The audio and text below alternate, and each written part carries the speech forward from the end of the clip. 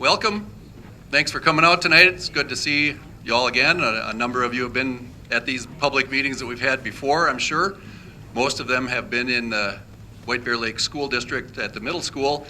Unfortunately, that venue was not available to us for this meeting. So if you had to trek a little farther than usual, our apologies, but we needed to have a facility that can hold everybody. So good to see you. Thank you for coming out. My name is Ralph Pribble. I work in the Public Information Office at the Pollution Control Agency. I'll be serving as moderator for the meeting tonight. We are going to have several agencies speaking to you tonight. Last several meetings you've been to, it's been the Department of Health and the Pollution Control Agency. Now, in addition, we have the involvement of the Department of Labor and Industry, who runs the Minnesota OSHA program, Occupational Safety and Health. And we also have representatives from Ramsey County here tonight, who some of you have been working with on the take-home lead concerns. A few things to note. We'll bring up our speakers in just a couple of minutes here.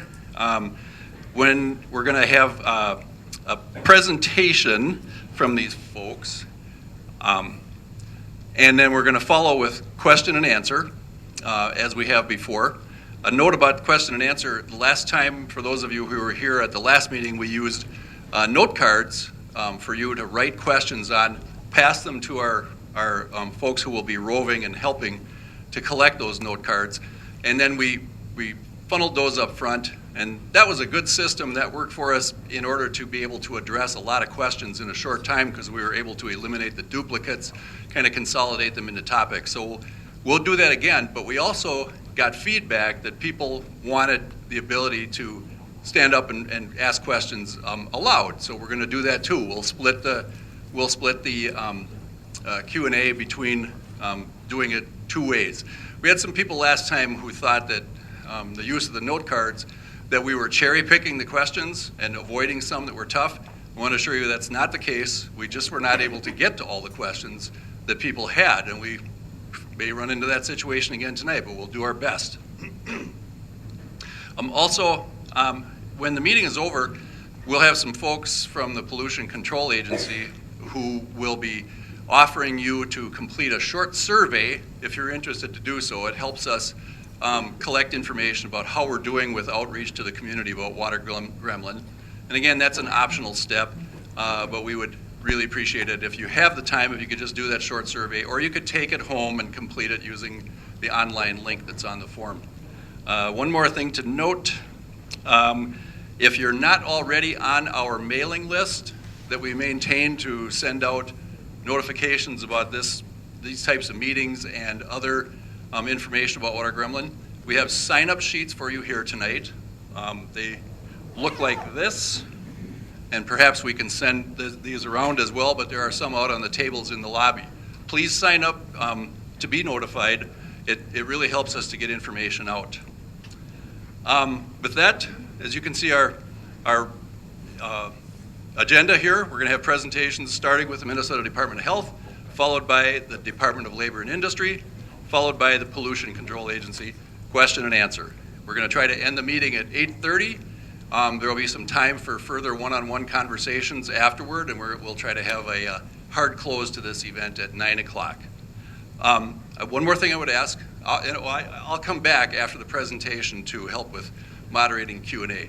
One more thing is, if you could, to the extent that you can, if you can hold your questions during the presentation, it will allow us to get through the presentation faster, because we know that it's really questions that people want to get to. So help us to get to them quickly by just holding on if you can.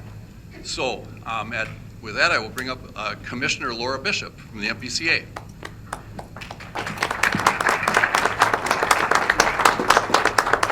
Great, thank you so much, and thank you to all of you for coming tonight.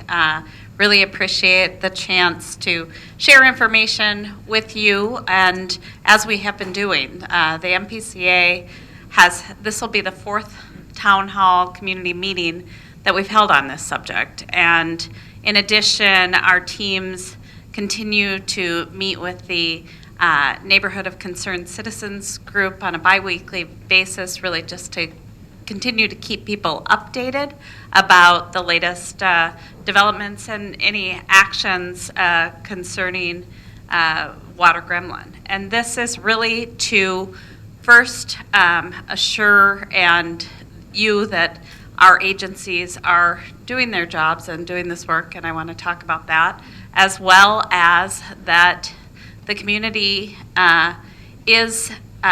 safety is, of course, paramount, and our job in the Minnesota Pollution Control Agency and the mission really is to protect and improve the environment and human health. And so this has been a pretty central focus with this issue and this company ever since I came into this position.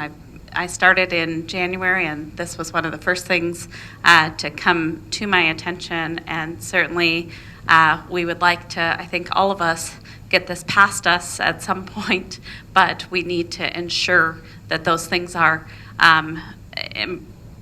that the things that I talked about with the safety of the community as well as the protection of the environment and human health are in place and paramount for any of our efforts here. So we have a significant number of staff here today and tonight to answer questions. And as Ralph said, we have members from the Minnesota Pollution Control Agency, the Minnesota Department of Health, the Department of Labor and Industry, and of course, we also have Ramsey County staff. We all work together right now on many of these issues, and so I'd like to just recognize the teams and people, if you could raise your hand or stand up from MDH, MPCA, Dolly, thank you, and as well as Ramsey County. So really appreciate everybody being here, and I'd also like to recognize the legislators in attendance this evening. We have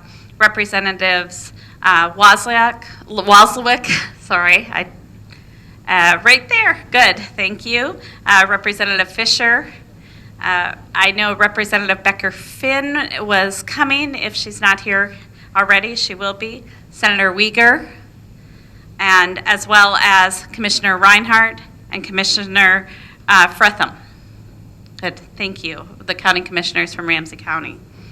So 3 months ago, MPCA hosted a community meeting and shared how it was holding Water Gremlin accountable for new violations. And at that point, the MPC issued an administrative order shutting down the company's coating operations after an investigation found that the chemical that they had switched to, the TDCE, they'd found that beneath the building.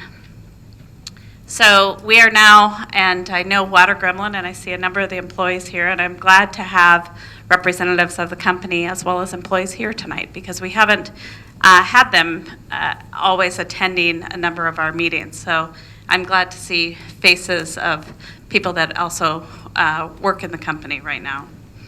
It's 111 days later, and I know that many of you know that, but the coating operation still remains shut down.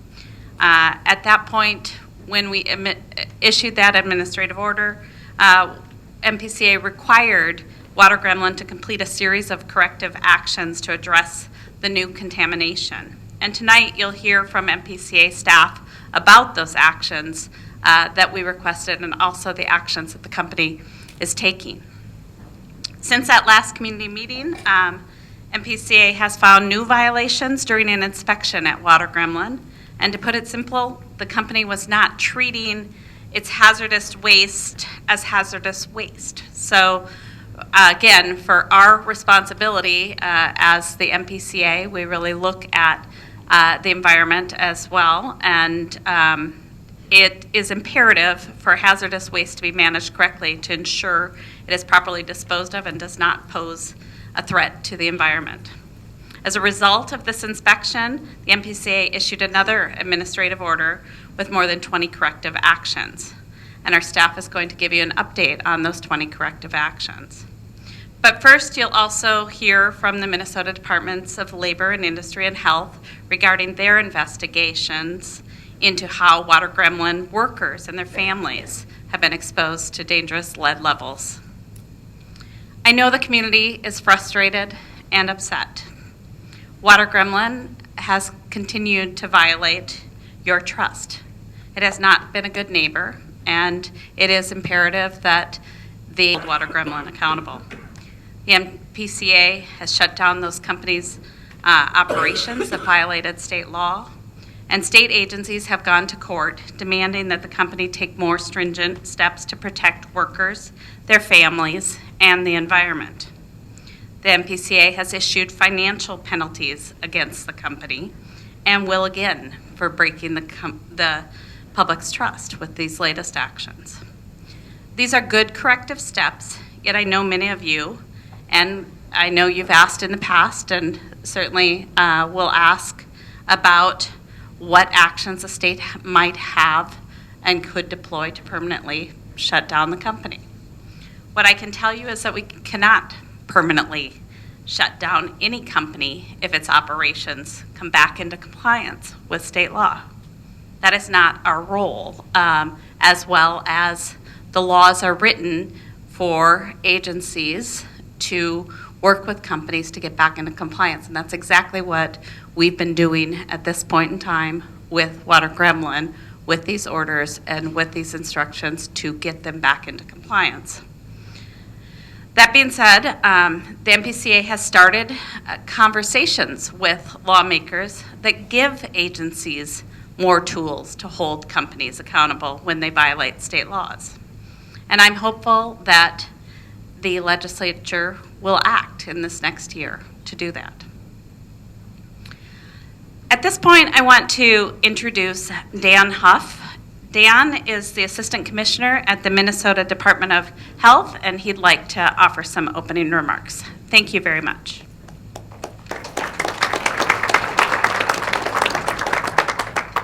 Thank you, Commissioner. As the Commissioner said, I'm Dan Huff with the Minnesota Department of Health. I also want to thank you for coming out tonight, and I look forward to hearing your questions and talking to you after tonight's presentation. I wanted to go over just a little bit about the different agencies that will be talking tonight and what their role is in the work around and with Water Gremlin. So first we have the Department of Health. Now our job, as it sounds, is to look out for and protect Minnesotans. I'm getting signals. I need to put up the microphone here. All right. So our job is to protect people's health. And we use our authority under state statute and with our rules to do that. We normally would not be working with individual companies, but we are in this case because of the impact of chemicals that left that company and went into people's homes. We also have OSHA. Now, in Minnesota, we have a state OSHA, so we're not governed by federal OSHA because we have a state or local OSHA, and that protects us when we are workers at work. So all of you that work, when you are on the job, OSHA protects you in that role. And then we have the Pollution Control Agency, who protects Minnesota from pollution. And the rules and the limits of pollution are based upon how that pollution impacts plants, animals, and people.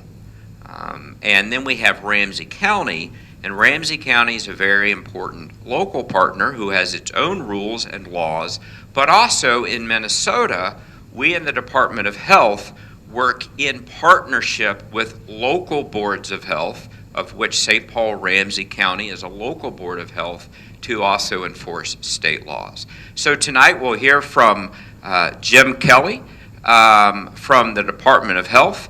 He will be followed by OSHA and then followed by the Pollution Control Agency, talking about how these three state agencies are looking at issues here from their particular statutory and rule authority. So I'm going to turn it over to Jim Kelly from the Department of Health. Thank you.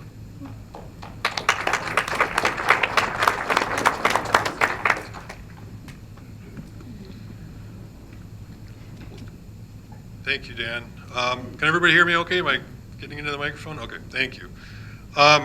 So again, my name's Jim Kelly. I'm a manager in the Environmental Health Division at the Minnesota Department of Health, and the updates that we're going to provide tonight have to do with the issue of take-home lead from the water Gremlin facility, which has been a big part of what the actions you've heard about has been related to that particular issue, especially on the part of the Department of Health and working in conjunction with labor and industry. So take-home lead is a known neurotoxin. It's something we've been, that's been a public health issue, a public health hazard that's been known for quite some time. Our definition or our understanding of just how toxic lead is has changed over the years, in that the thresholds we use to determine how much lead exposure is too much has changed substantially since the 1970s and 80s and even the 90s. So it's one of the reasons why these actions have become much more urgent recently. Adults can be exposed to lead in the workplace through their activities, through their hobbies and so forth.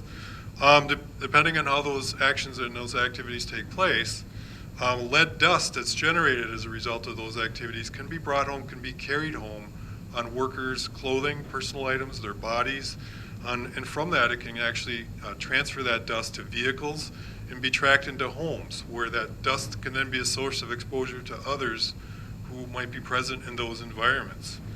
So again, as Dan described, is what brings us kind of this situation when we started to see contamination outside of the facility that was impacting the community, in this case the workers' families. So I want to focus on the take-home lead issue and kind of what led up to the actions that were taken earlier this fall with regards to the lead operations at the facility and the work of the Department of Health and the Department of Labor and Industry.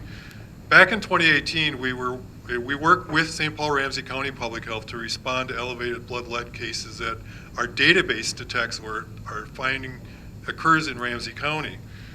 Ramsey County had noted that there were a number of cases of elevated blood lead in children who were associated with the water Gremlin facility. At that time, they brought that to our attention, and we had a meeting with our two departments to try to strategize what could we do about that, what is the right response in that situation. What we left that meeting with was with the plan that St. Paul Ramsey County would work with water Gremlin, bring this issue to their attention, and work with them on a voluntary basis to try to address this issue, to try to improve practices at the facility to help prevent lead dust from leaving the facility with the workers, where it could potentially contaminate their children and their families and their homes, their vehicles, etc.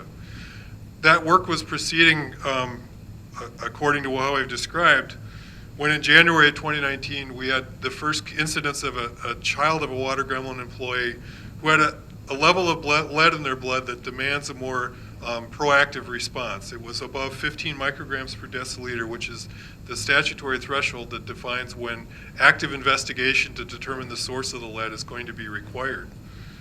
So that triggered more urgent, more and additional actions on the part of St. Paul Ramsey County and the department to further try to reinforce with water Gremlin what actions needed to be taken to try to prevent this from occurring in the future. There was testing done within the facility by St. Paul Ramsey County to try to identify the primary sources of lead dust that workers could be carrying home. There were hygiene practices that were discussed, upgrades to the facility that were discussed, but were at that point, things were more or less on the drawing board. They weren't necessarily all being implemented. But there was nevertheless a stepped up effort on the part of our departments to work with the company, as well as to inform the local communities about the issue more broadly, and to inform medical providers so that if they knew they were seeing the family member of a water Gremlin employee, that the idea of lead testing would be something that they would consider. That timeline, so that work occurred throughout the rest of 2019 until October of 2019, when we had a second child that was diagnosed with an elevated blood lead above that regulatory threshold, mandatory threshold of 15 micrograms per deciliter. At that time, the cases had been adding up, and we now had 12 children that we knew had elevated blood lead levels in their blood that were related in some way to the take-home lead from the water Gremlin facility. It was at that time that we then consulted with the Department of Labor and Industry and determined that we needed to look into this further and perhaps take more significant action to end this practice, so that there wouldn't be this threat of lead exposure to the families of water Gremlin workers. Our Department of Labor and Industry conducted an extensive inspection of the facility to identify where these problems might be. And we consulted, and then that resulted in October 28th in the Department of Labor and Industry, under their authorities, issuing a 72-hour shutdown notice to the company to stop the lead operations while we took some additional actions to try to correct the situation. Both of our agencies working with the Attorney General's office, filed some court paperwork, an injunction to halt these lead operations until, again, improvements could be made to try to address this situation. And the judge agreed and issued an injunction that stopped temporarily the lead operations until those actions could start to be taken. That was issued on November 1st, and it triggered a series of meetings, court hearings, et cetera. We tried to figure out how to get these actions into place, get them up and running so that the company could return to its lead operations safely, which occurred then on October 11th. Enough of the court's requirements were satisfied that the judge allowed the company to go back into operations. There was training done, there was cleanup of the facilities done, better worker protections were put in place. There were a number of actions that were taken that I'll touch on again in a minute. We also, working with St. Paul Ramsey County, started to offer free testing of blood lead to water gremlin workers and their families. Some of this was done at the Vadnais Sports Center, others at various clinics held by St. Paul Ramsey County. Approximately 100 children and 55 workers were tested as a result of that, done at least initial screening to test their blood lead level. And what we found as a result of follow-up screening that's confirmatory or diagnostic testing, that there were an additional 3 children and 35 workers who met the threshold of an elevated blood lead. The worker levels were within the guidelines that are established by the Occupational Safety and Health Administration, or OSHA. But it was, again, indicative that the fact that there was lead exposure going on inside the facility, and that was capable of coming home with the workers. To date, we've had a total of 24 children that we've identified with an elevated blood lead level. That's a confirmed level through diagnostic medical testing to have an elevated level above our threshold definition of 5 micrograms per deciliter of lead in their blood. So those are confirmed. We're in the process of following up. There could still be some of those cases where there could be other sources of lead exposure, but we know at least all those cases are associated with a family member of a water gremlin employee. So the court issued a series of orders that required Water Gremlin to start taking action to address this situation. The short-term actions included some cleaning of the facility and sealing of floors to try to cut off exposure to the lead that was present there as a result of many years of operation. Additional worker training was provided, and it instituted a system of booties, that referred to it as the booty system, where protective booties were put over footwear to help prevent tracking lead around the facility as well as outside the facility where it could get into cars and vehicles. There were a number of improved processes around worker hygiene, again, hand washing and simple things like that can be very effective in reducing lead exposures. The court ordered that vehicles of employees be cleaned, and to date over 300 vehicles have received at least some degree of cleaning to remove the lead dust that had become deposited in the floor mats, in the seats of these workers' vehicles, that being one of the pathways that lead can be taken out of the facility and lead dust can be brought home.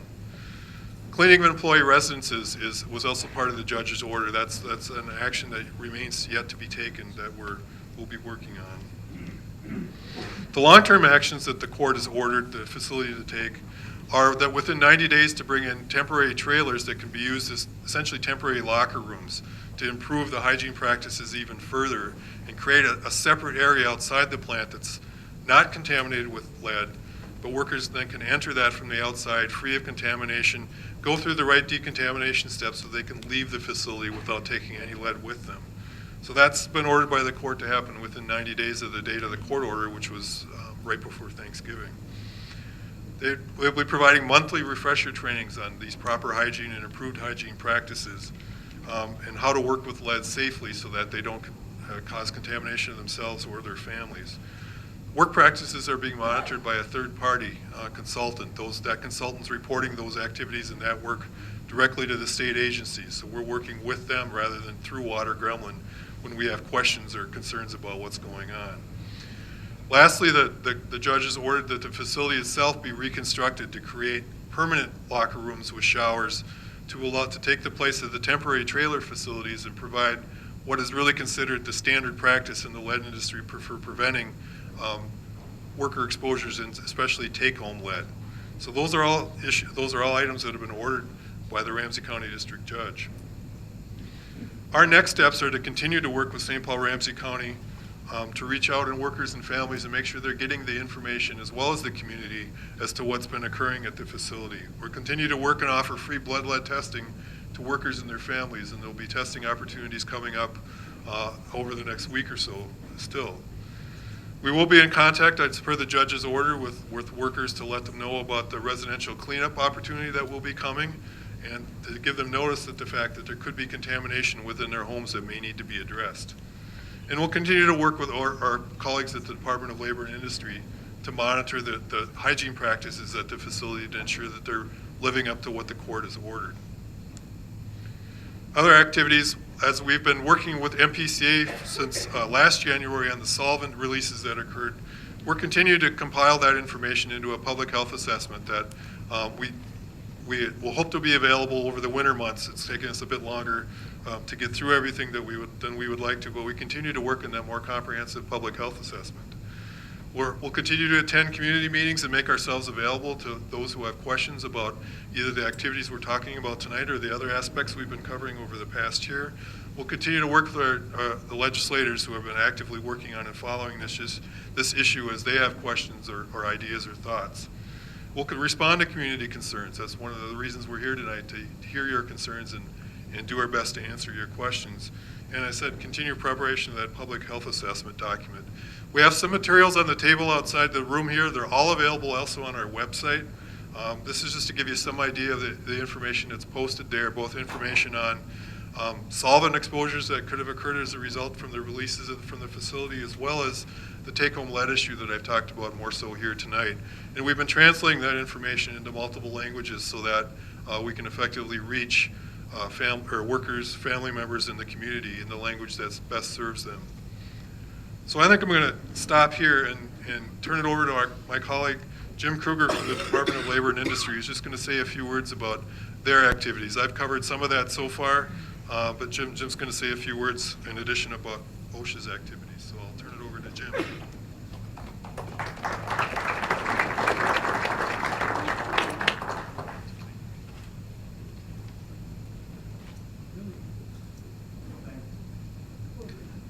There we go. Sorry. Much nicer. I like to walk around. I happen to be one that, likes to enjoy the walking of this. From that, I'm currently the OSHA Enforcement Director. I've had the opportunity to work for OSHA for 28 years. I've had the unique opportunity to inspect a lot of different workplaces throughout my history. What the OSHA program does, we do currently have an open inspection at this facility. We will continue to conduct our inspection. We have 6 months to issue citations. When the 6 months are done, we issue those. The company has the right to contest within that contest period of 20 days. Once the 20 days is over, if they do contest, we may go to court, we may not. We don't know until that time frame. Any investigation that we have ongoing is not anything we talk about. So the question would be, what does OSHA do on a normal inspection? OSHA is investigating the OSHA standards, machine guarding, lockout, tagout, hygiene practices, personal protective, all the things that keep us health and safety. That's what we do. We do that in every place. We happen to have one here. What we're going to look at, future actions, what OSHA is doing, as the Department of Health said, we are out there assisting Department of Health and also doing our own inspections to make sure that the court order is being followed. We want to make sure that no one's leaving there, that the lead is contained within the facility. We're out there numerous times during the week, random times throughout the day. And we will continue to do that as the court orders are there. So, thank you very much. Next, Pollution Control Agency, Jeff Smith. Before I hand the mic or give the mic to you, Jeff, I just want to note, if you want to start writing questions on note cards, we got a couple folks here who will get you note cards, pens, and collect them from you, start sorting them out, and we'll bring them down front. So feel free to start filling out those questions on note cards now. Go ahead, Jeff. Good evening, everyone. Jeff Smith. I'm the Director of the Industrial Division at the Pollution Control Agency. I know many of you, I see a lot of familiar faces out there, and I really appreciate folks turning out tonight. Many of you I know and have been watching the water gremlin situation unfold over the last 10 months. There might be some folks that are not familiar with water gremlins, so I want to spend just a couple of minutes kind of going over the history of the facility, the authorities of the Pollution Control Agency, and some of the most recent actions over the last 10 months. So quickly on the water gremlin facility, began operation in 1950. I believe it was an old farmstead where the owner was creating sinkers, lead sinkers, and selling those out of his farm. And in the 1970s, the work expanded, the facility expanded, and they went from lead sinkers to also creating lead battery posts. And these are simply the things, imagine the things you attach your jumper cables to in your battery. So those posts were the other part of what's happening today at the water gremlin facility. And there are two types of those lead post coating lines. One uses a water-based coating material. It's aqueous and non-hazardous, and we have no concerns about that at all. The other line uses what's called a volatile organic compound, and that is an industrial chemical, and there are many of those VOCs out there, hundreds of those in fact, that are used all over the world for industrial work. At the water gremlin facility, they use the VOCs to coat and protect the water battery posts or the battery posts so that they can be protected during shipping to the manufacturers who are using those things. Back in the 70s when they were using the VOC lines, they were using a chemical called trichloroethylene, TCE, and that has been, as many of you know, the chemical of primary concern for us initially as we have been working with the facility. So a couple of things about the permits and the regulatory authority of the MPCA. We issue air permits. The first permit was issued in around 2000, and that was because of changing federal regulations that brought the facility into a need to have an air emissions permit. So again, that was driven by VOC emissions from the facility, and we issued a permit back in 2000. We reissued the permit in 2002 and again in 2006. So air permitting is one aspect of the work of the agency, and that continues on to today. Another aspect of the authorities of the agency include hazardous waste licensing.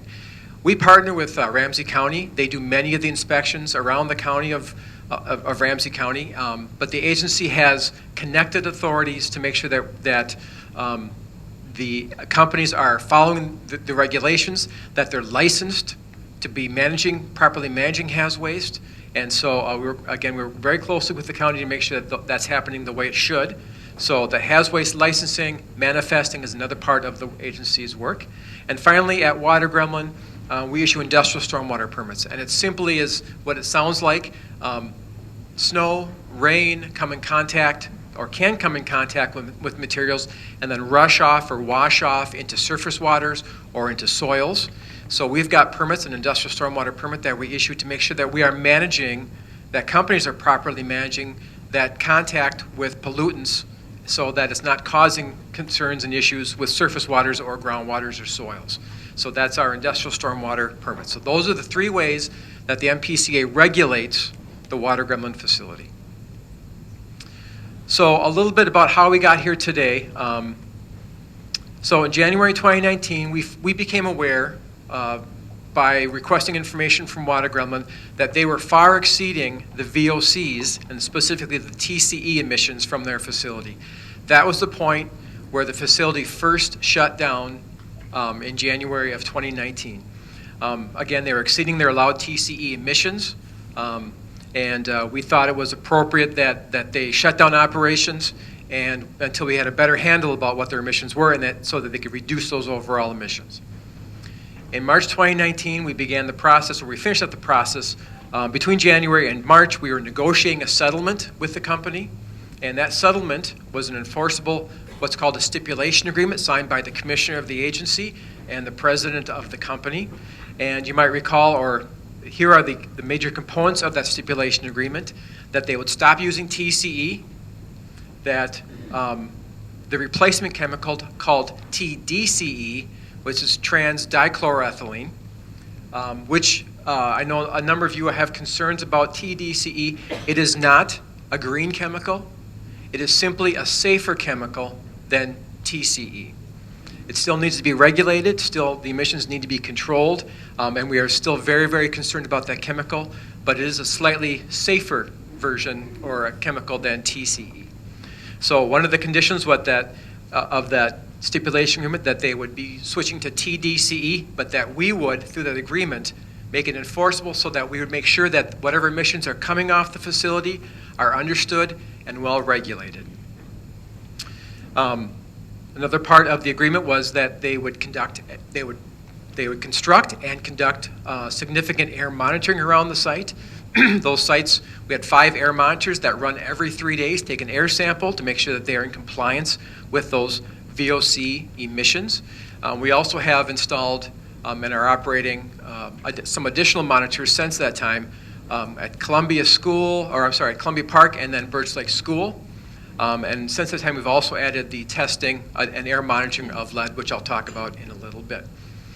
Another part of the agreement was that they would conduct the site assessments, and that is to better understand what's happening in the groundwater, in the soils, beneath the and the surface waters beneath the building and on the water Gremlin site. So that's what they began right away in March and have been working on that constantly up to this point. And then finally, the Commissioner Bishop mentioned they had a significant civil penalty we had about a $4.5 million civil penalty. We had about a $1.5 million supplemental list of supplemental projects. And then we had costs that we considered to be part of the assessments and the ongoing air monitoring. So that was the part of our first major settlement and penalty document with Water Gremlin. We've worked all summer to better understand and conduct the site assessments. We've been collecting additional information from them.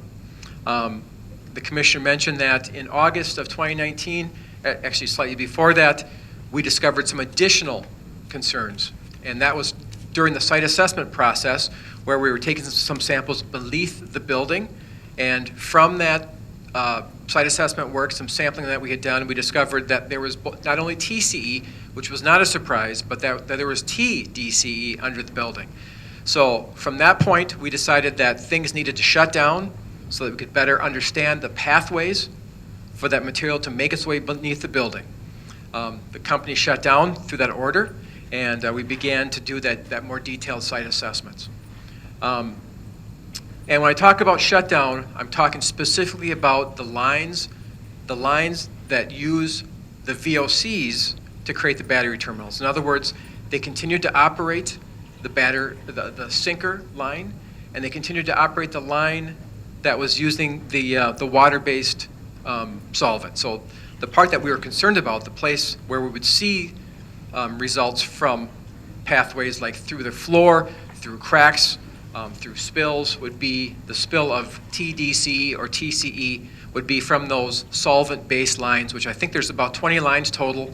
Maybe 15 of those are the VOC lines. So again, we continue sampling around the site.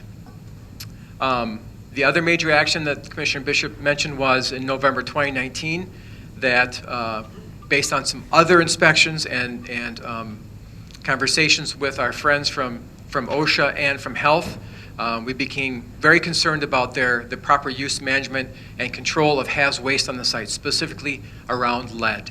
Part of a proper haz waste and lead management plan is that it's cleaned up immediately, that it's gathered together, and that it's manifested and sent off-site to make sure that it's processed properly. We had significant concerns about all of those aspects. They were not cleaning the site or their facility the way they should. That was resulting in lead being carried off-site, as Department of Health and OSHA has described. And we were concerned about the way that the lead was being processed at another facility. So that's part of what we've been working on more recently, was to address these specific concerns around the proper management and site cleanup and their use of lead. So what have we learned over the last 10 months? We have done literally thousands and thousands of samples. I think the last statement I saw, we had someplace around 800 samples collected, someplace around 33,000 particular parameters sampled for. So we've been very busy over the last 10 months collecting samples. On the air side, we've been collecting and sharing information on the results of the air monitors. We've got sites that are on this map here that you can see that are both around the facility. You can see, I think we've got 7 points around the facility and 2 off-site, one at Columbia Park and then Birch Lake School. Those are collecting every 3 days samples for, again, VOCs and for lead. And I'm happy to report that we've seen no VOC or lead problems in any of those monitors. So I think that's an important message for tonight, is we are not seeing that the problems that have occurred on the site are not finding their way off the site. We're not seeing air emission problems as far as that goes. One of the things that the community asked us to do was some concerns around surface waters. This is a water-rich area, and we know that people care deeply about their surface waters, lakes, streams, ponds, whatever it might be. So we began and we took samples at 8 surface water areas, including Birch Lake, Goose Lake, I think we did White Bear Lake, and then Lambert Creek, and then some stormwater ponds in the facility, around the facility, and nearby. And the results were a non-detect for TCE, which is great news. We're not seeing VOCs, at least TCE in surface waters. We did find some lead in these surface waters. Everything that was off the site, off of Water Gremlin site, was about what we consider background. So we don't believe that we're seeing lead impacts from Water Gremlin on the surface waters that are off of their particular site. Next, been working very closely with our remediation folks. They've been working very closely with Water Gremlin's consultants to collect many, many groundwater samples. In particular, we were focused on the VOCs and lead in the groundwater below the building. And one of the processes that went in place and the results has been that we had them install a treatment system that pulls air from beneath the building, collects and treats those VOCs.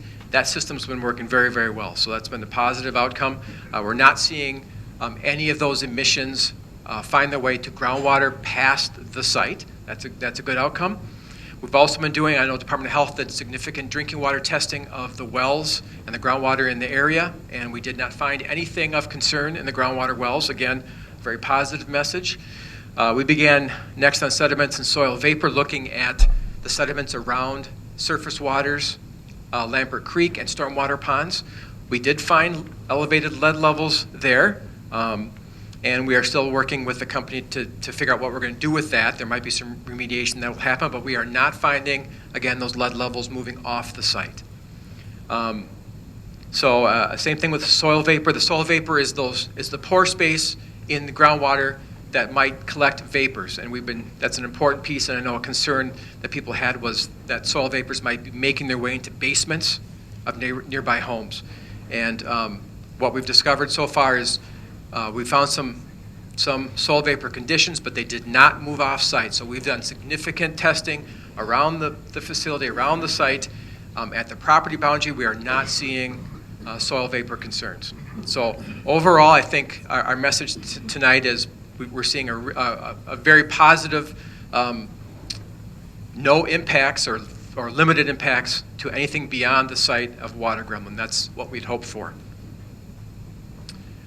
So next steps. Commissioner Bishop mentioned that the VOC coding lines are still shut down. We are working with the company, but as of today and in the foreseeable future, they will be shut down until we are confident that they are meeting all the standards, that they are protecting human health and the environment, and that there are no additional issues that may pop up. So that's an important piece for us to make sure that we are not going to see any future problems. As I mentioned before, the VOC treatment system below the building that's pulling up the air and treating that air for the VOCs, that's working very effectively. We're seeing no emissions of VOCs or very little emissions of VOCs from beneath the building. We'll continue to do air monitoring on the site. We continue to do site assessments. And again, we're working on the hazardous waste management to make sure the company is collecting, treating, managing their hazardous waste in that lead form so that they are complying with state and federal regulations. We will continue to do inspections. We have conducted literally dozens and dozens of inspections. I know the MPCA inspectors and health and others have been out there sometimes every single day in a particular week. For sure, we're out there every week or two, depending on what the need is. Those inspections are always unannounced. In other words, we do not call the company and tell them we're coming. We are just on site. And so that's a way for us to double check that they are following through and committing themselves to being in compliance with the various orders that are before us today. One of the questions we get a lot of is what happens with that permit. There is an air emissions permit that's out there. We are working on that permit right now. We expect that we're still collecting information. There's a lot of information that goes into a permit. We're probably still 3 or 4 months out before we'll have a draft permit ready for the public to see. But I want to assure you that that permit will not be issued until you've had a chance, the public's had a chance to comment, review, and give us your thoughts about that permit. We will hold another public meeting like this one when we've got a draft permit for you to consider. And we will not issue that permit until we've considered every single comment that we received. So that'll be probably a 60-day process of collecting public comments and hearing from you about your concerns or ideas about how to make that permit better. So again, we're probably looking at that time frame in that March, April, maybe May before we'll have a permit ready for you to look at. Finally, I want to mention that the company has been responsive to the agency's requests. They've invested significant time and resources to comply with our many requests. I would say that they sometimes have been slow to respond, maybe not done as much as we'd like them to do as quickly as we think they ought to do it. But they have been committing time and resources and have been quite responsive for the agency. I think for the Department of Health and OSHA would likely agree. So that's good. We want companies to be responsive. We want them to get back into compliance. We want them to resolve the issues. And so far, that looks like we're heading towards that very positive path. So this is where I'll stop and turn it back over to Ralph to begin our Q&A session tonight. Thanks, Jeff. Again, if you have questions on note cards, please pass them down. We've got about 45 minutes for questions, so we'll try to split evenly between the note cards and the oral questions. While we're bringing those up, I could start with a question I know that I got earlier. Somebody was asking me whether there is anything that the legislature could do. And so I know that's a question that's out there, and I think we have some legislators here who might be willing to address that. And indeed, here they come. So, and meanwhile, we'll work on sorting these questions out. Thank you. I am Representative Amy Wozlowick. I represent District 38B, which includes White Bear Township, which is where Water Gremlin is. I'm going to talk a little bit about some of the legislative stuff we're working on. I'm not going to go into too much detail because we don't want to have lots of opposition to specific things right now. We want to be able to present this and have it be successful in session next year. So I'm just going to cover a few things that we've talked about. We've looked at some gaps in process. So we've met with all the agency staff as well as governor's staff and talked about having them look at with labor and MPCA and health if there are any gaps in the process that we've discovered as we've been working through these things with Water Gremlin. We're also talking about how we make sure that inspections are actually getting us the information that's important that we need. We're also talking about what we can do to make sure that companies are in compliance and how we can make sure that folks who come forward with information, we encourage people to come forward with information they have on companies that are not doing the right thing. We're also talking about how we can increase the number of inspectors so that we can catch these things more often, that we can have inspections more often so that we don't go this long without knowing what's going on at companies. We're also talking about how we can better communicate between agencies. So thinking about, we know that all these agencies are doing inspections, but making sure that we're not losing things, that things are getting communicated well, so we're not having things get lost in the shuffle, and then not getting any sort of getting these things done right away. So those are a few things we're working on. I don't know if my colleagues want to comment on anything else, but those are some things. I know Senator Rieger has been working on some legislation to notify the schools so that they're able to notify more people. There are lots of folks who go to the school, Birch Lake in particular, that don't necessarily live in the impacted area. They may live a little further away, but they're at school every day. Their kids are at school every day. So wanting to make sure that those folks are getting notified as well, and wanting to ensure that the communication process between MPCA and other agencies and the community is done in a way that is informative, but also that helps the community give feedback on things like what's going to happen with the settlement agreement or what sort of ideas are going to be a part of that process. So we're working on a whole package of things. We're also awaiting the Office of the Legislative Auditor. They are doing a review right now of MPCA's handling of the water gremlin situation, and we are hopeful that we will get something out of that investigation before session starts or shortly after session starts, so that we're able to take those recommendations that come out of that report and draft some legislation and do that as well. Anything else to add? Thank you. I'm Representative Peter Fisher. I've got the southern part of White Bear Lake, Birchwood, Monomoy, Meadi, and Willerny. And one of the things that, as Representative Waslick mentioned, is coordinate with the agencies, but also one of the things that we have found in the process is that's been disturbing is the impact that it's had on public health, and it's taken so long to be able to address the public health side, particularly with the kids in there. We're seeing that there's going to have to be some changes in law and how that is done to allow some quicker action to happen on those lines, because it's real disturbing when you've got kids of employees, and when you take a look, how many kids out of they tested, 24 out of 100 kids, almost a quarter of kids had some kind of lead in there, is trying to figure out what can we do differently so that we can make sure that we can act quicker in the future. And that's one of the big things that we've got to keep an eye on, is protecting the kids. I'm Chuck Uyghur, State Senator. Three main things. At first, this area has been showered with TCE pollution for 17 years, unchecked. We must get to the bottom of what happened first. Legislative Auditor will have recommendations. Let's find out what exactly happened, or it could repeat itself. And secondly, what are the remedies that we need to do? Yes, TCE has been banned here. Not sure if the TCE is totally right, but we need to have a ban in the state, and hopefully when we meet February 11 in the legislature, we have a few months at least to get that ban.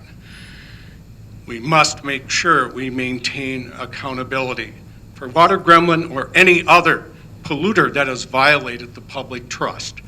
I'll work with my colleagues and in a bipartisan way to address the ban, to look at adequate funding as well for the agency so that they do have the inspectors. You've got to go out. It's just not going to work totally on an honor system. Case in point. I'm outraged with the lead exposure.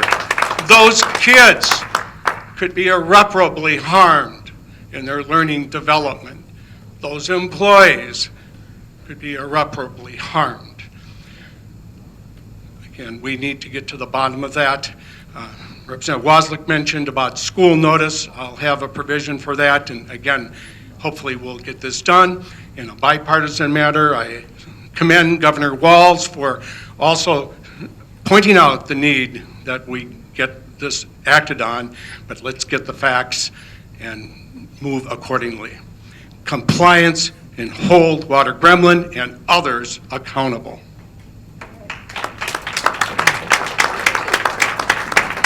Thank you, thank you. Okay, I've got first batch of questions here have to do with costs. Who's paying for all the costs, all this thousands of hours in sampling and that has been described, and all the staff hours. Is there a way to hold, combining several questions here on this topic, the taxpayers are paying for all this to allow this serial polluter to continue to do business. How's the state going to recoup these costs? Who's paying for it and all these samplings? Could we have an audit and an accounting of the cost of the staff testing, all the stuff that's related to what we've been doing? Probably, Jeff, I'm guessing you might be the person to take this first. Hi, yes, great question. So Water Gremlin is paying for all the sampling and monitoring costs. They've paid to install and operate the air monitors. All those pieces are being done and paid for by Water Gremlin. Staff time is being paid by you. That is part of our job. I know that our commissioner's office is very interested in that particular aspect, and I know we've been providing them some information about our total staff time that we've spent on this project, and I think there's some ideas going on around just to the person who's asking the question about what that would look like in terms of reimbursement. But I don't know anything more than that except to say that aspect is very, very important. And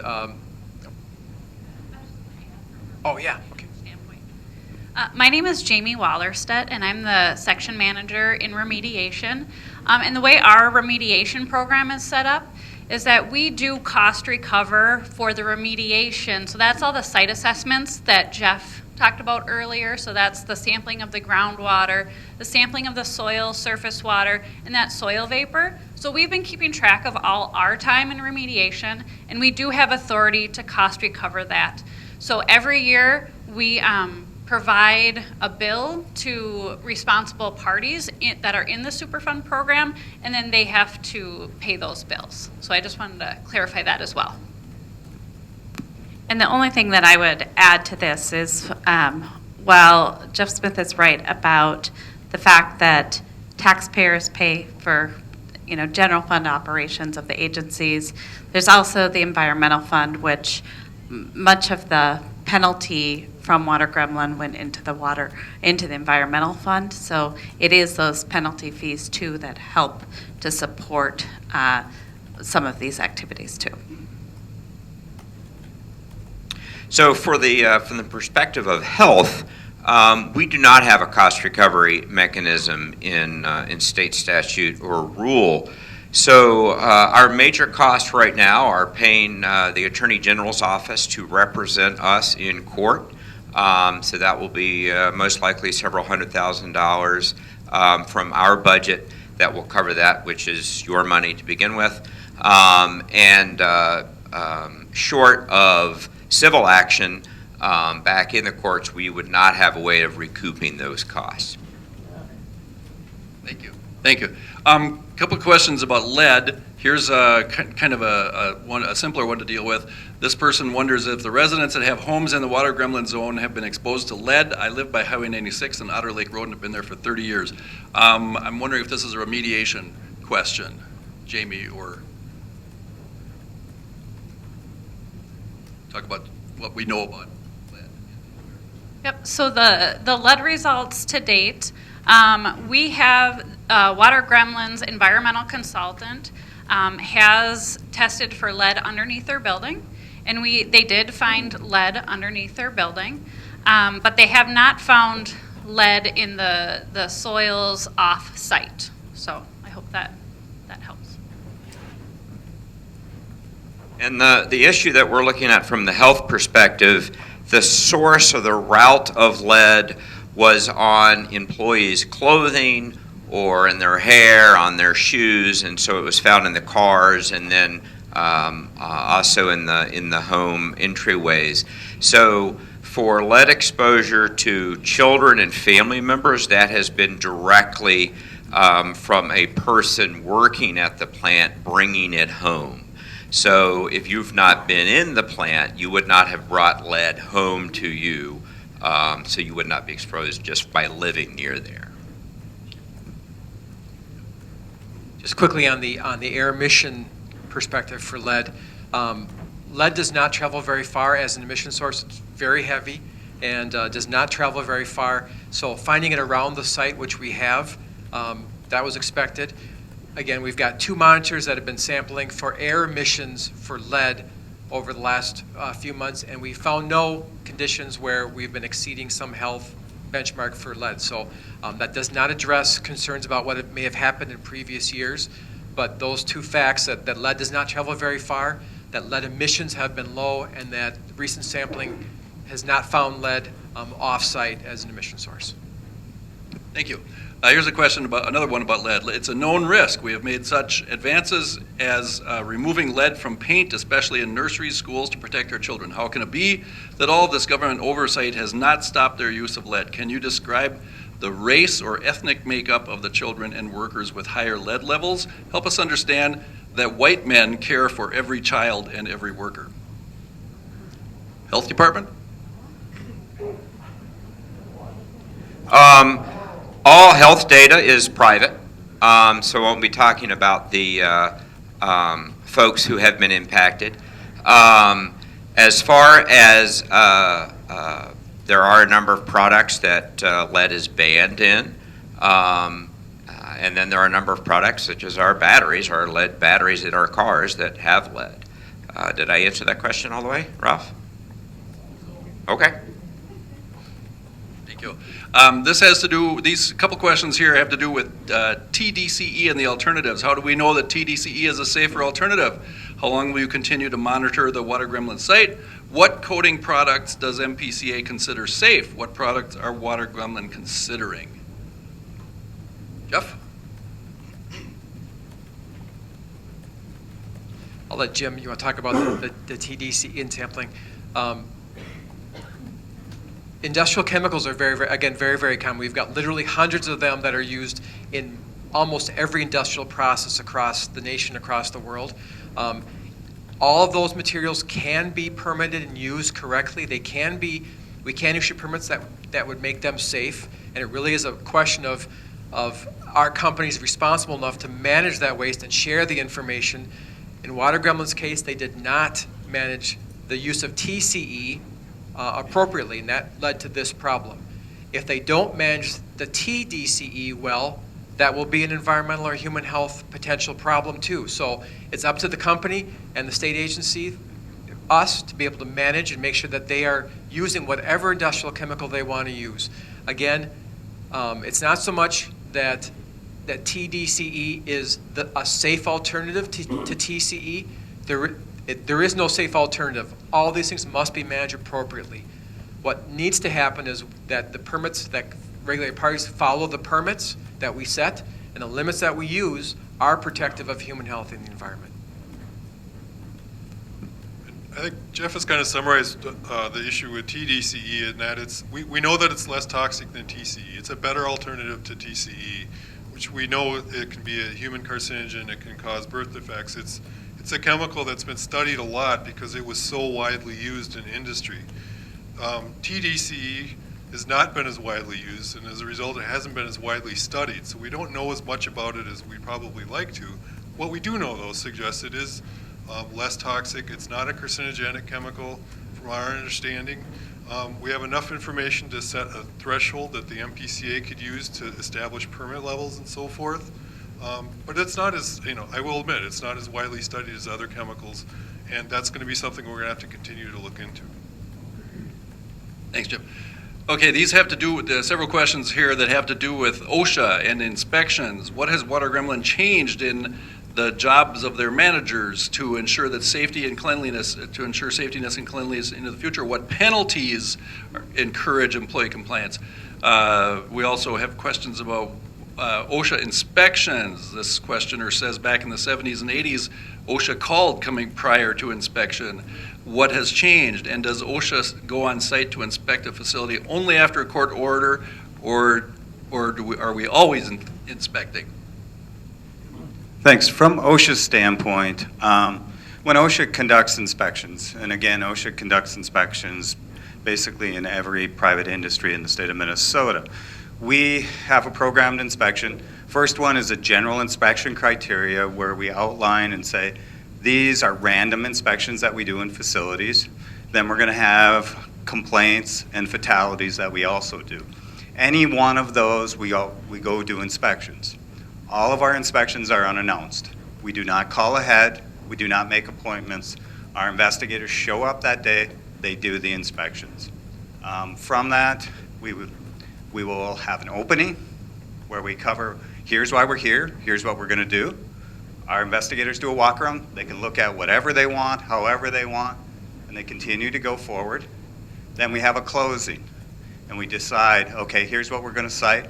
We notify the companies, if there's the appropriate union, whoever, we have in a closing conference, we cover that. Then from there, we'll issue citations. The citations will come out to the company, certified mail. There's an appropriate union, those will go to them. From that, then again, you have the 20 days to contest. That's been our process since I've been here 28 years. That has not changed. That will not change, at least that I don't see in the near future, unless there's some legislative action. When we get into specifics on a facility, again, we have an open inspection. We don't get into that. If you're looking for anything in a history of any company, you can go on the OSHA website, osha.gov, and there'll be an establishment search that you can do there. I'd suggest you take a look at that point.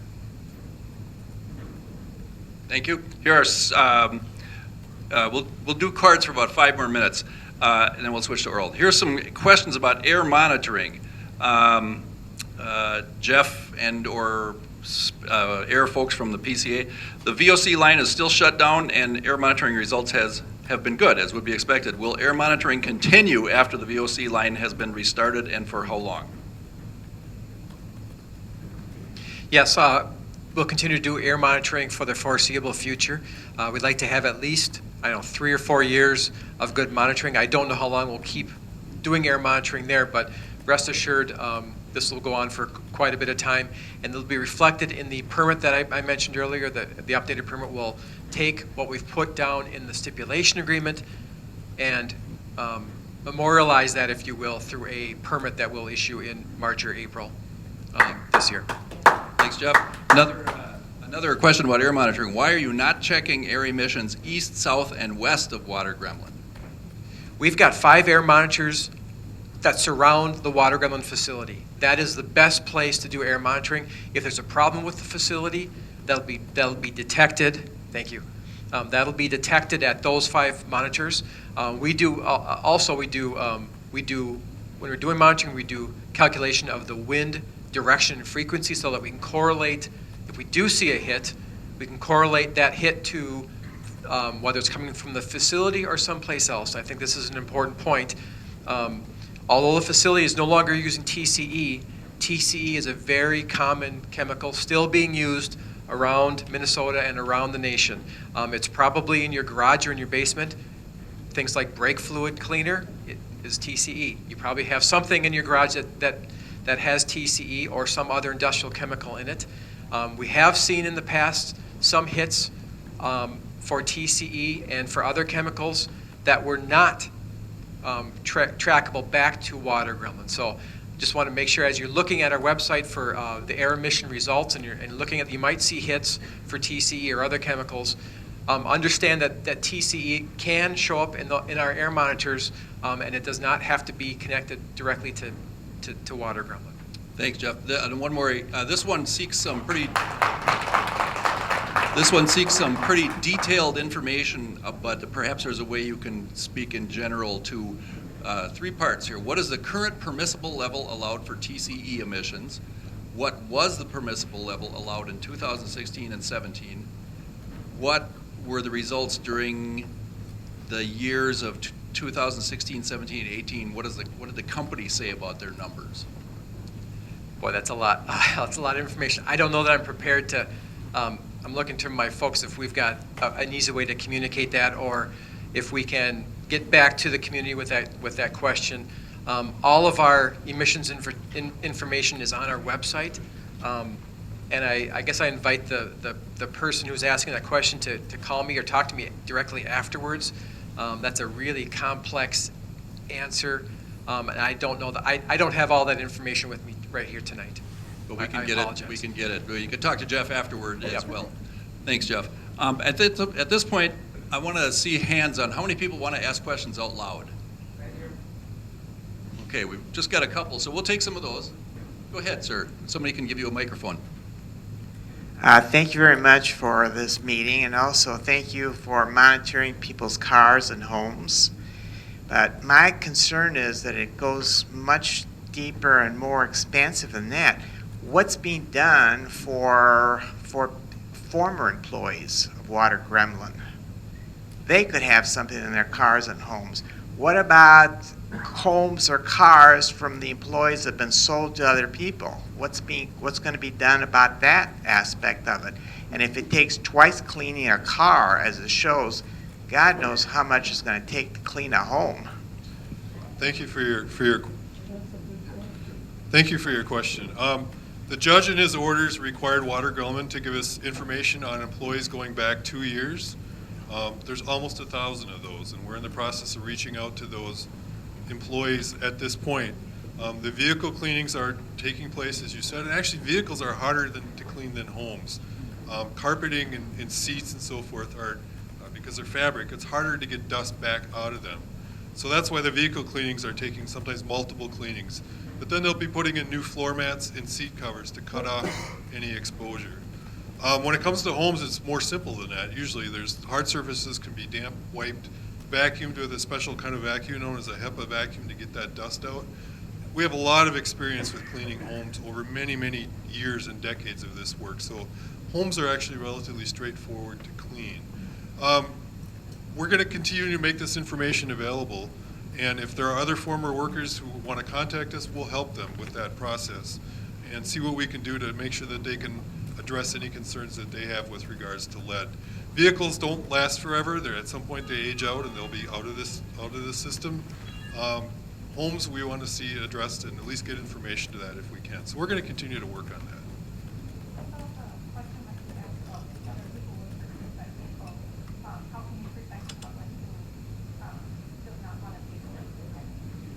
Yeah, the question was about vehicles that might have been sold by a worker or passed on. We're looking into that to see what we can do. It's difficult when it comes to things like vehicles that are can be transferred relatively easily. They can go out of state. There's going to be some, just like there's some people we're not going to be able to track down because they've moved away and are not paying it. Listening to this, there's going to be vehicles that would be hard to track down as well. Right now, all we're trying to do is get as much information out as we can so that if someone realizes that they have had they used to work there and had a vehicle that they're concerned about, that we can get them information about testing and cleanup. But we need to keep looking into what, if anything, we can do about those vehicles that may have moved around as well. The levels we're seeing in vehicles are, in some cases, elevated, and they're not elevated in all cases, but enough for us to be concerned about it. So we're going to continue to look at that. And I will add, we in the Department of Health, we don't have a statute or a rule that says to look at vehicles. This was part of the court order. So the judge ordered that the vehicles of current employees be cleaned and ordered that we reach out to employees, current employees and employees of the last 2 years to say that Water Gremlin will pay for testing and then follow up with cleaning.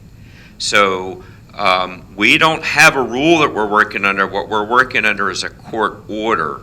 And the only part that Water Gremlin is liable for is what the judge has ordered for them to do. Thank you. We had a question over here. Did that get addressed?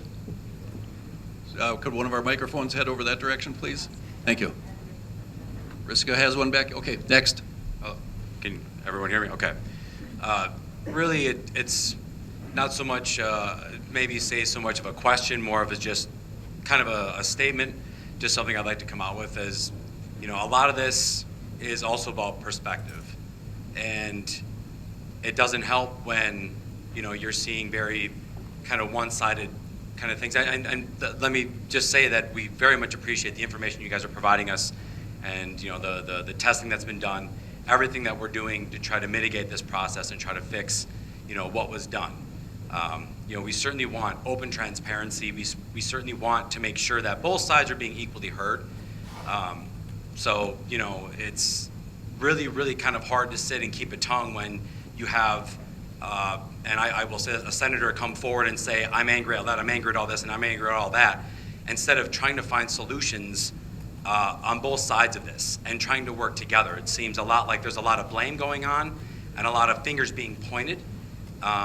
So really all I would ask is that, you know, even sides be shared and that, you know, there's a different perspective being brought to the table as far as how this is being processed, how we are combating this, and how we are trying to mitigate the process so that we as a company are moving forward to make sure that we are doing everything possible and that everyone knows exactly what's happening. But again, thank you very much for everything that you shared. If there's anything that we can go to see like actual data or actual results, that might help provide some extra information so that the good citizens of Vadnais Heights and the employees of Water Gremlin are all equally informed, and we're all coming forward on the same page so that everybody can see that we want to work together and make sure that this all gets taken care of properly and that we all move together in a better place. Thank you. Thank you, sir. Go ahead, Riska. Does Water Gremlin or has Water Gremlin ever employed chemists? And if not, why not? A little louder. So the question was, has Water Gremlin ever employed chemists? And if not, why not? I think you'd have to ask the company that question. Any other questions? Riska's got, then we'll go over here.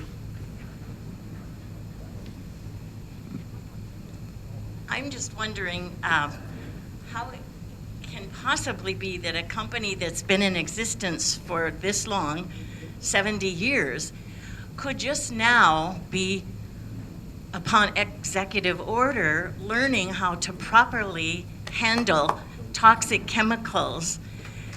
Is it ineptitude? Is it not caring? What could possibly be an explanation for 70 years of mishandling toxic chemicals that infect the employees, the community, and the environment? Thank you. I think, again, that's a question you would have to ask the company. Are there representatives here that would want to answer? I don't know. Carl? Perhaps they'll identify themselves to you after the presentation here.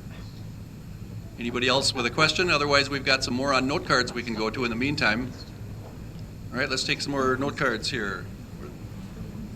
Industrial compliance in general. Taking a 10,000-foot view, the issue of lead or in fishing tackle that gets into our water streams and the whole ecosystem should be addressed. How do we as a group lobby for Water Gremlin to halt their use of lead?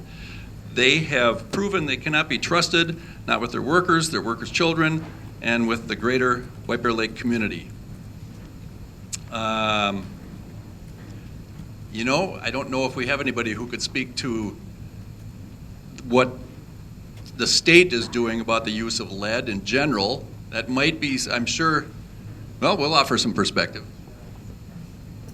As a fisherman, this is a topic that I care quite a bit about. We have, the MPCA really has a group of folks. It's lead as a fishing material is really not regulated. And I personally think that's a problem. And we've worked really hard over the years as the agency to use our influence and our knowledge about lead impacts to encourage folks to use non-lead options. And there are a number of companies out there, and I won't name them, but there are a number of Minnesota companies that now manufacture lead-free tackle. And so I think we could do a great job if we wanted to go out there and, for other fisher people out there, buy those lead-free options, and the agency will continue to explore the use of encouraging folks to use lead-free. Thank you, Beyond Jeff. that, I think you're right. There's not much. Yeah, I know there's a lot. It's a hot topic. Jeff, there's one more here and then there was a question over here. We'll get to you then, sir. Exactly what production processes are currently stopped at Water Gremlin? Only VOCs, not lead? Yeah, the tackle manufacturing continues today. They are making the lead sinkers. What is not operating right now are the 15 or so coating lines that use VOCs, the TDCE. Those 15 coating lines are the ones that are shut down. The coating lines for the battery terminals that are water-based are operating today. And a quick add-on, Jeff. What manufacturing is currently being allowed at Water Gremlin that involves hazardous chemicals? And then we'll get to the question over there. Really, there's only two hazardous chemicals or compounds that they're using at the facility. One is the TDCE, and the other is lead. Those are the two things. There's probably some other smaller hazardous waste sources, but those are the two big things that we are managing right now for proper haz waste. Thank you. Then a question over here. Yeah, I don't fish, so I don't care about lead-free sinkers. But where do I get a lead-free battery? Lead-free battery. I don't know. I don't think we have an answer for you on that one. Any other hands? Otherwise, we've got more cards. All right, I'll go to a card.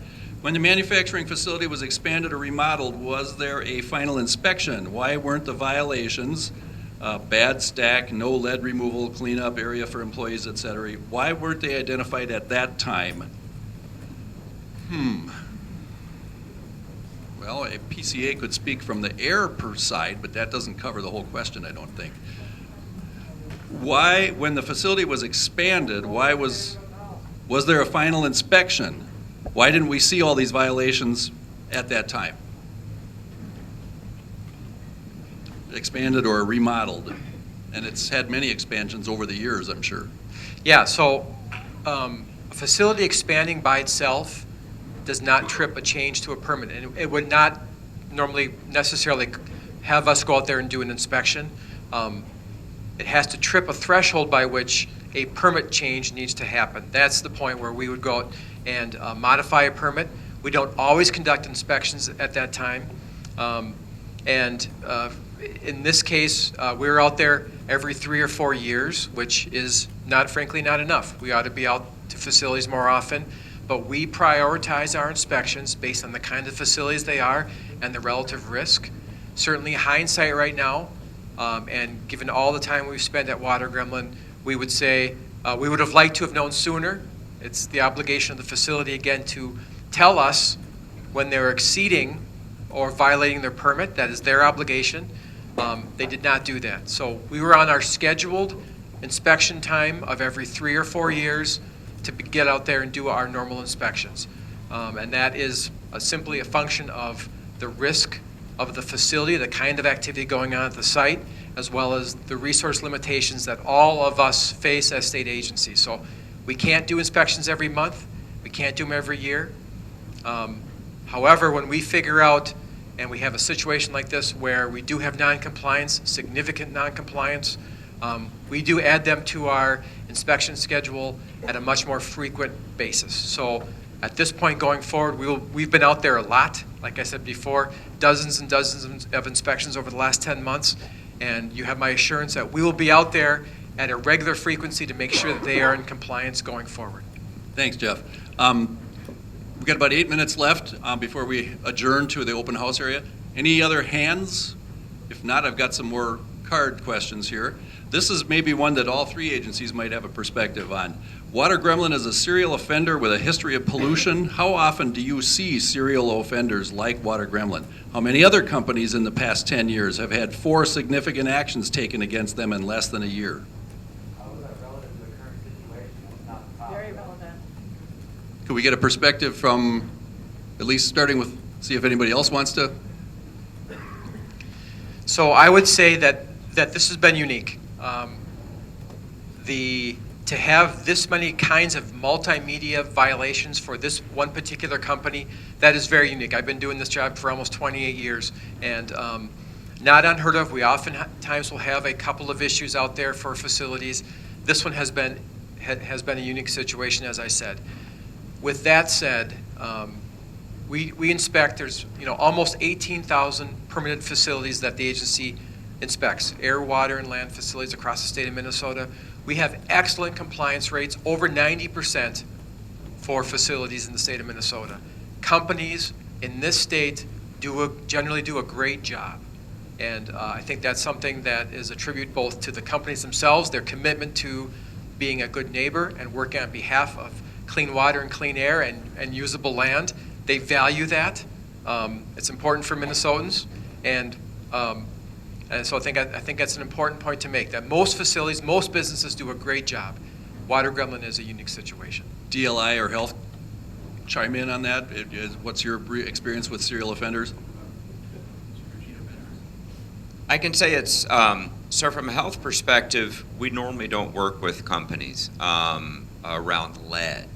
Our commissioner actually used a unique remedy here we have in in-state statute where the Commissioner of Health can declare a public health nuisance and go to a district court and ask for injunction.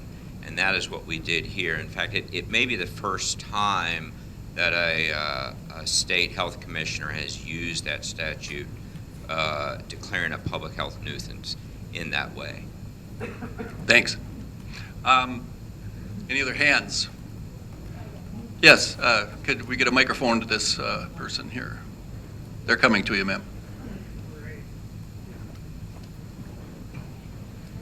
For Water Gremlin being a serial polluter, because they weren't getting checked every 3 to 4 years, but everybody else is perfect. Do you check them every year then, every 6 months, to make sure they aren't breaking any rules? You know, I mean... No, we're not out at every facility every 3 to 4. I mean, our scheduled time, there are some facilities that are very small. The risks are relatively low because of what they do, that we may not be out there for 10 years. It might be 10 years. So we are trying to prioritize the bigger companies that have the greatest risk, that are located in areas that might be the greatest risk to public. That is one of the lenses we use to decide on whether we're going to inspect that facility in the upcoming year or in that schedule. So Water Gremlin is one of those companies that is not a big emitter. The haz waste that they have, they are not a large quantity generator of haz waste. So using our typical lens, it's not a company that we would be out there, or there would be a significant need for us to be out there at a frequency more than the 3 or 4 years. Again, hindsight now is certainly, we are much clearer, and when we find companies that have been in non-compliance like they've been, we will be out there now kind of going forward. We don't want to get fooled again. We don't want that, community doesn't want that, so it's critical for us to make sure that we are keeping them accountable kind of going forward. Thank you, Jeff. And I'm just going to address this too, because there is a system in place in Minnesota that is a trust but verify system, and it has leaned heavily on the trust side of this, given the resources that we have in place at the MPCA. And in this case, the company failed to report correctly the information. And when it was brought to our attention, we followed up on that right away. And we had trusted. And it is up to the companies to build public trust. And so I want to just speak to the gentleman that spoke and said that this was one-sided. This is the state giving facts of what our compliance activities have been. And this is a meeting given the resources and the taxpayer dollars that are being spent on this case and with to get this company into compliance, and also to alert people to some of the activities that are happening and assure that we are getting facts out there. These are facts.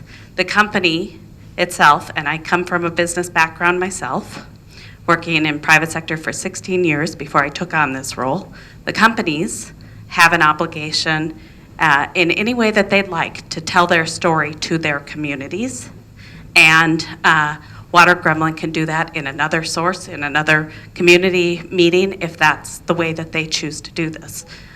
This is our meeting at this point in time to be able to present the facts of the situation. And what we have found is certainly Water Gremlin has put some information out there, but they have not held a town hall meeting or community meeting in this way. And if they'd like to, certainly they can do that with their communities, and that is their obligation. What Governor Walz will tell you is that companies in the state, not only do they have permits, but there is a what he would call a social permit, and that is a permit that companies should have to be able to protect the safety of their communities, as well as explain and build the trust of the communities in which they operate.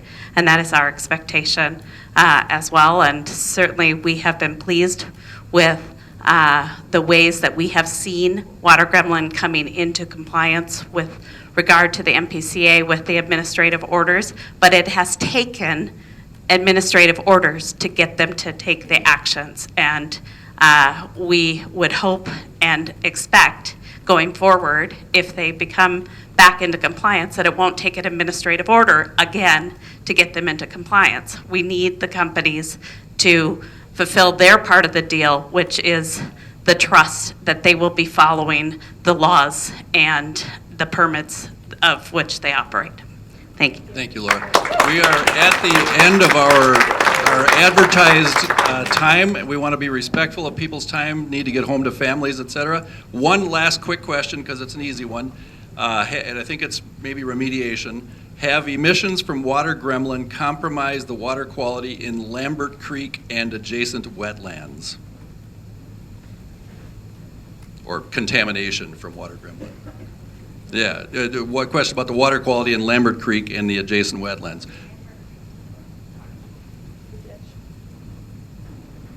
So we are monitoring. Water Gremlin's environmental consultant is monitoring the Lambert Creek and the adjacent wetland to the east, which is still on Water Gremlin's property. They do now need to step to the west across from Water Gremlin's property and monitor that for lead and VOCs as well. The detections that we have had is for lead only. We haven't had VOCs in that creek. And the lead is well below any sort of human health criteria that we look at, but it is above what we would look at for an environmental risk for any organisms within that creek. So while it is below a human health risk, we are still looking at it from an environmental risk standpoint. And once we get through the investigation, if something needs to be done, then Water Gremlin will have to clean that up. Thank you, Jamie. So again, we are at the end of our time, and I appreciate the fact of all these questions. Once again, we're not able to get to all the questions, but we'll be around for one-on-one for those who want to talk with us. A reminder that if you're not already on our email list for notifications of what's going on, please you sign up on that list. And another reminder that if you don't mind, if you could complete a survey for us on your way out. So again, thank you for coming, and we can all move out to the open house area now.